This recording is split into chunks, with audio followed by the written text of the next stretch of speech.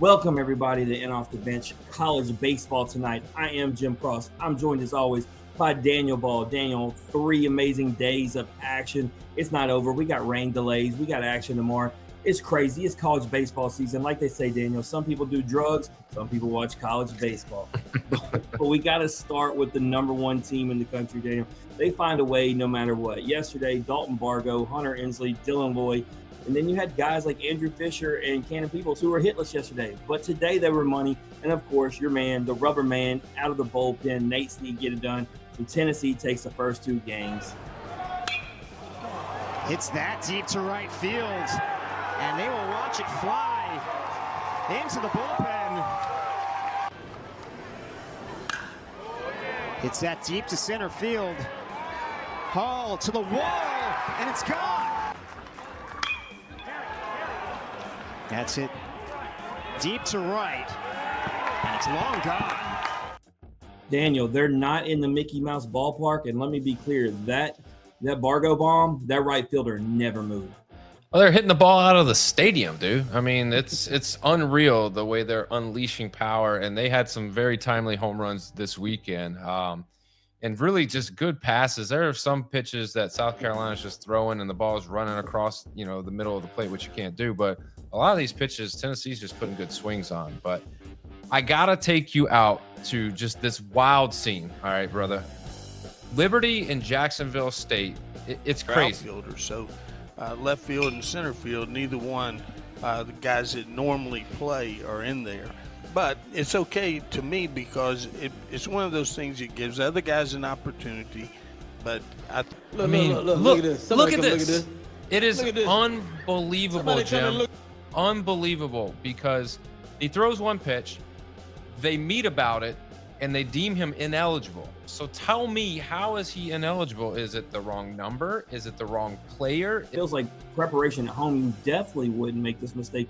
And the fact that they knew after the first pitch how, like, it almost feels like Liberty didn't want to play today, and they set themselves up.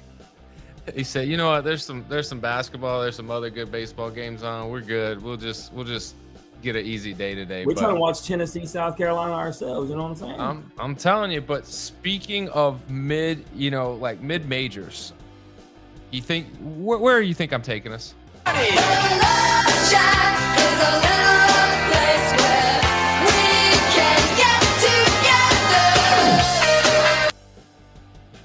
Luke Cooley, remember the name. 8 innings of no-hit baseball, 2 walks, 10 Ks against Kennesaw State, just dealing and dicing and doing his thing. What I'm really wanting to know is, and I couldn't find any box stats, they're not uploaded, but what happened after 8 innings? Like, they just said... You don't want to know. The bullpen gave up 3 runs. They still won 7-3, but the score just didn't look the same. Well, either way, we got to tip our hat to Luke today.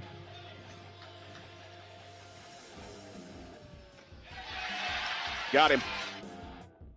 Daniel, fun fact for all the listeners. I once was working security in San Diego for a B-52s concert, and that is, of all places, the first time I got into a brawl working at a B-52s concert, of all places.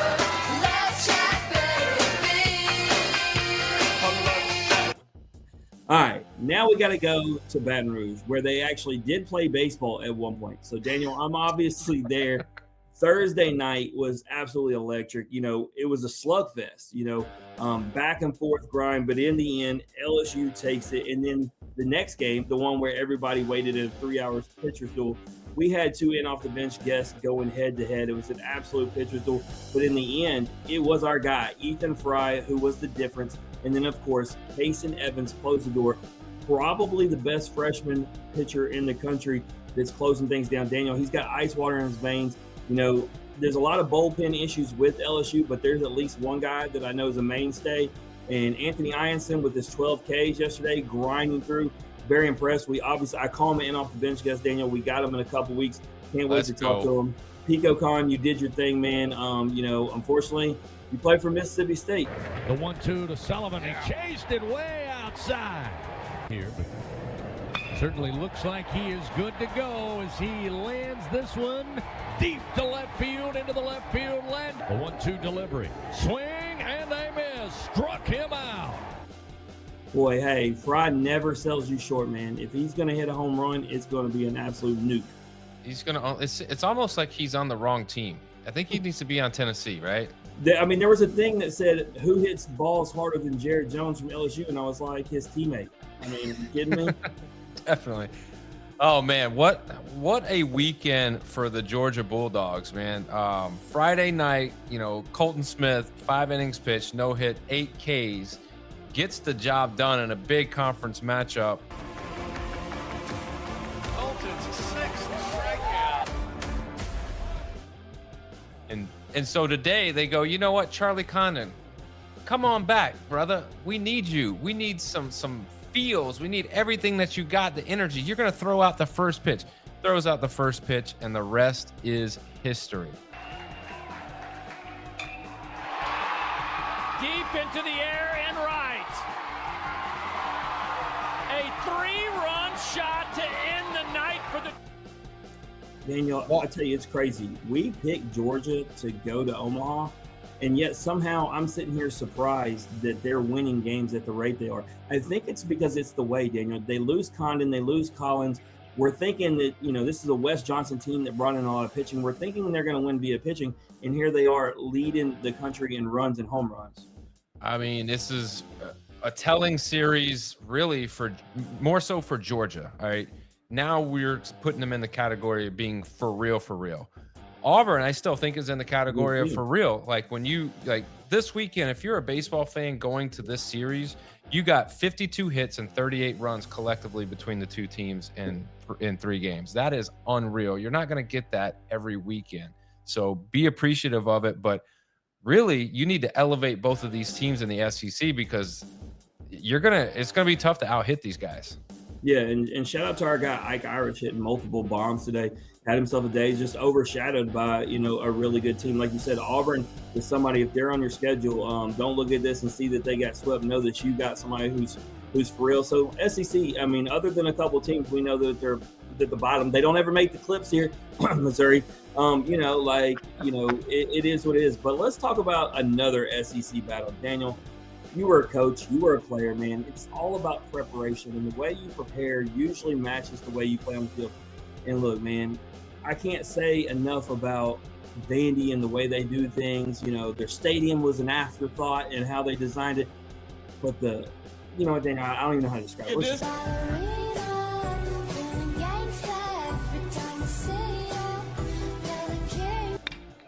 Hit to the left side.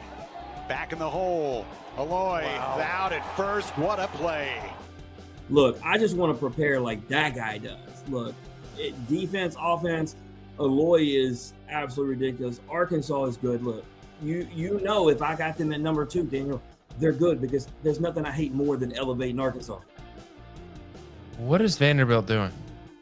Do you have any answers for that? Tim Corbin's getting up there in age. Maybe he's officially lost it. Look, you know what? All jokes aside, I get camaraderie. Like Wake Forest does a lot of videos of singing and stuff, but they're definitely not holding hands, dancing in a circle. So I really have no answers. Oh, let's go out to Oklahoma. This was a big series in a sense of where is Oklahoma? Much like Georgia, are we really going to put stock into Oklahoma, or are we going to shift that feeling and that stock into Alabama? But everything from 2 SEC elite teams is what you got. You got Friday night, all about LeBron. Making sure, checking around. High and deep to right field. Christensen all the way back. LeBron homers for the tie. I mean, you're looking at a guy that's on the Golden Spikes watch list for us. I mean, who knows? You never know. 13 home runs and 52 RBIs cannot be ignored. No, you can't ignore that, but also what you can't ignore, Game 2, Oklahoma fighting back. Tatum Marsh saved the game for Oklahoma. Rubber match tomorrow. It's going to be interesting, but here's Oklahoma. And the payoff again. Oh, the outer half for a called strike 3. I know you love to see that, Daniel. Outside corner, ending the game, had ducks on the pond, got out of the jam. So I think that's easily, the best game tomorrow. Right, you got a lot of games, but who wins that series? And Daniel, we picked the opposite on that. I got Oklahoma, you got Alabama. I could go either way with it. Well, and here's the reality is that it's a tie ball game, into the ninth. 2 runs for Oklahoma in the ninth to seal it. Alabama does get one in the bottom half and puts a little pressure on, but really it's pressure situations and timely hitting and then closing the door was what sealed it for Oklahoma tonight. No doubt. Well, out in the ACC, Daniel, look, Virginia finally won a series. They won a series against a top 25 team in Stanford, but Stanford avoided the sweep, and I got to use their clip. But, no offense to Virginia, you earned your chance to be on this show, but Stanford unfortunately stole it, and here it goes. Ferentz into left field. That one will be caught. Oh, what a catch! A game. Daniel, we've asked our guests over time, what's better, winning a game, robbing one or hitting one? And we've had guys go either way. I could feel just as good about that any day of the week as hitting a walk-off hit. I mean, that's full extension. That's laying out and knowing that I got to catch this or we lose. And, big time players make big time plays, man. And nothing is different than a whole lot of bombs out at Bluebell Park. Got to give it up for Jace Laviolette, all-time Aggie leader with 57. Hensler at 60 NCAA. He's the active leader with with home runs. And then you have Bear Harrison, who's been on a tear since coming on our show. He had no hits. He had no hits in, 17 at bats or whatever coming on the show. Not only is he batting almost 300 now, he's got 5 bombs. 5 bombs since he's been on the show. That just goes to show you. If you want to hit bombs, come on the show. I can't explain it to you. But I just know the stats and the facts and the numbers, and they all match. So come on and you'll do better. That's all I got to say about that. But with A&M, the big question really is, Jim, can they get over the hump? Can they win a series? Can they get some momentum going? And when I look at the way they performed so far this weekend, I got to be... Well, they gave up 14 runs today, Daniel. Caden Sorrell is back. He actually hit a bomb. He came back in nicely. You see, we're talking about the offense. The problem is now they got to be able to get the bullpen. Clayton Freshcorn, who's a guest of the show, he was money when it's funny how this has worked, Daniel. He and Prager and all those guys were awesome when they couldn't hit. Now that these guys can hit, they all of a sudden can't pitch because Prager got roughed up. They cannot get 2 things to match. They got peanut butter, no jelly, Daniel. Hey, but that's all right because they got this. Been behind the plate plenty lately because of things like that. He has launched another home run, the freshman. We can't say enough about that guy.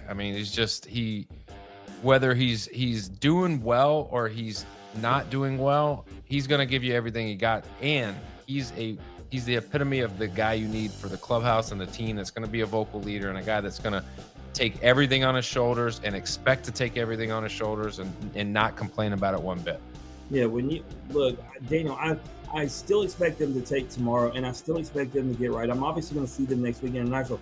But when you talk about Kent at the leadoff, when we talk about Hensler, when we obviously talk about Jace, and then we talk about Caden Sorrell's back, Bear Harrison is a young guy getting it done. Can they get it to go together at the same time? I feel like I'm an A&M fan sometimes because I'm rooting for them so badly because I feel bad. Like we had all these guys on, and they're such nice guys, and their fan base is all in, and then I could just only imagine being on the other side. Daniel, I'm getting mad about rain delays, but at least my team is winning. They don't got that at all. They're trying, and it's going to pay off. Just remember, there was a 500 Florida team that went to Omaha, and it's possible. So just remember that. Perfect segue. A team that is 1-8 in the SEC and probably not going to Omaha this year. Florida goes into Oxford. Everybody's expecting them to bounce back. Even you, myself included. You picked them. I said, no, not so fast, my friend. Ole Miss took care of business. But, Daniel, I must tell you, when I was at LSU, I was in the Hall of Champions. I was looking at the stuff on our guy, Eddie Furnace. I get to talk to him at the Ole Miss games. Will's dad, just cool, chill. You'd never think he was one of the best players to ever play in the SEC. Always out there rooting for his son. And one of the things I noticed, man, if you look at the clips of Eddie swinging, it is almost identical to his son, Will the Thrill. And this weekend, Will absolutely showed out in Ole Miss's series win. Now the pitch to Furnace, swung, and that's hit to deep left field. That is gone. Into left, and Nato went to second. This ball hit far. It's hit deep, and Ole Miss is back in front on a no-doubter from Will Furnace. Well, he is just locked in at the plate. He had a big weekend. I know his dad's got to be proud. Ole Miss needs him. You know that, Daniel. We know the top of the order can bat for Ole Miss. It's been about those other guys, and he's usually the guy who's in the 7-8 hole. If he can produce like that, like he did this weekend, this Ole Miss team we already know is good, but they're a legit threat. Yeah, you're gonna have to elevate their status as well. Obviously, when they go in and take care of business against a Florida team, obviously Florida isn't, from what we're seeing, they're not as good as what we thought they were going to be, but still it's a perennial powerhouse. I just don't think they can recover. Their pitching's just not good, Daniel. Like, I know you can grow and get better, and this is going to be a season where they can do that, but this Florida team is not going to bounce back last year. There's not a Jack Caglione on the team. Our guy. Yeah, but you also don't have a good Oklahoma team and a really good Texas team added into the conference this year. You didn't have that last year. You had, other games that you might have a better chance of winning. But this conference is just stacked. Like, you can't afford to get this far behind and expect to make it up. Legitimately, and I'm sorry if there's any Missouri fans watching, unless you see Missouri on the schedule, you got a tough one coming up. Yeah, it's gonna be rough, but let's whip this thing around. Let's do some rapid fire. Rutgers downs Washington 14-3. Georgia Tech mercy rule in game 1 of today's 8th set of 18-2. Oregon State 16-8 over Nebraska. North Carolina State looking more like what we're accustomed to seeing them look like, with a 14-6 win over a Duke team that's just reeling. Cincy over UCF and Kansas over Oklahoma State. Both of those games took extra innings. A lot of extra inning games this weekend. West Virginia and BYU played zero defense, absolutely none. West Virginia coming away with a 19-6 victory. UCLA nearly edges Purdue by 1. North Carolina 4-2 over Miami in a big ACC matchup. You got Cal out of nowhere beating the Louisville Cardinals with some timely hitting. They beat them 14-10. Sparty destroys the Fighting Illini in 7 innings, 14-4. USC barely gets it done over Indiana. Ohio State with a big victory of Oregon. Northwestern downing Maryland, and Michigan barely sneaking by Penn State to round out the Big Ten. TCU and Houston in progress. We'll see how that game pans out. Texas Tech, Kansas State, same thing in progress. But the one that I really want to get an update on, Jim, is Wake Forest. Wake Forest and Virginia Tech, that was in progress as we started. I want to see if it has gone final yet, because that's a big one that we've been looking for, and it has. It looks like Virginia Tech picks up a victory 11-8 today. So they've taken back-to-back, and they won the series last weekend too. Our guy Trayson Hughes came on here and told us, Garrett Michelle told us the same thing. They kind of had a really good start, but then had a real slow couple weekends where they just kind of looked like maybe they weren't the team we thought. And here they are back-to-back weekends. But I'll say this about the ACC, Daniel, it's been really hard to figure out, right? We had North Carolina up there, and they've kind of slid down. You brought up NC State earlier, Louisville, like there isn't really a team outside of Clemson who's definitively made me feel like they're elite. Florida State even looks shaky. And I tell you, when you look at these SEC teams, I don't know, Daniel, this may be the year where they can get more than 4 in Omaha. Obviously, we got Oregon and Oregon State as teams outside of those 2 major conferences that might find their way in. But if I was to lay a bet right now, Daniel, I would bet on 5 SEC teams more than I would 4 and 4, like we talked about possibly happening. Very true. It's going to come down to Oregon State, Clemson, Florida State, and Oregon. Those 4 teams, in my opinion, are going to determine how many SEC teams get in, because I think those 4 have a legitimate chance of getting in. And if they do, that means that's only room for 4 other SEC teams to get in. And I mean, who knows? We might even be, not putting enough eggs in other teams' baskets, like a UC Irvine or somebody that gets hot. Let me tell you, you brought up that score of Georgia Tech, and I said Clemson, right? And so I kind of walked that back because 18-2. And I looked, they had 4 home runs in the 4th inning. They've been, pretty good too. We obviously know Coach Bobby's on them. So Georgia Tech's another team. I think the depth of the ACC is definitely there, right? Like everybody can ball. I was just saying there's just not that team that is absolutely elite and standoffish. And then, of course, like you're talking about these teams, the mid-majors coming in. We obviously know Coastal Carolina, DBU, Southern Miss. I would really love to see one of them get there finally. As somebody who's been to Omaha the last 4 years and hasn't been that team, I would love to see one of those fan bases because, Daniel, it may be a smaller fan base, but they're all coming. Oh, yeah. If DBU is there, I'm there. Like, I'm all in on DBU. I think the one that would, obviously ECU would bring the jungle on the road. I don't think they got the team, but I definitely think that Southern Miss crew would come. But then I'd have to hear the throw it in the dirt guy. I don't know. But Daniel, talking about growing the game, talking about these smaller teams, Wake Forest sets a regular season attendance record, 3,559, and then Kansas, 2,660. I know big SEC schools look down at this, but man, this is what it's all about. This is how those schools get to the point of where we're at. Obviously, we talk about NIL money. We talk about the players. You see the stadium renovations. Now you're getting more and more people in the seats, and it's only going to get bigger because the weather's going to get warmer. Basketball is going to be over. Daniel, college baseball right now is on fire. And I tell you what, I really think it has to do with all these SEC and ACC teams really putting things on the map. And then now you got these other teams. It's kind of like one of those things, you either root for them or you're rooting for the little guy. Either way, people have an interest one way or the other. Yeah, it's gonna be awesome. Obviously, everyone's all about college basketball right now, and with the way that attendance records are being set for college baseball, it's amazing how that's happening right now with all the other sports going on. And when it's the only thing brewing, like, it's going to be even better. So looking forward to that. Looking forward. I was going to tell you, man, I just got a text in, man. I got live footage from Alex Box. Let's see what the Tigers are doing.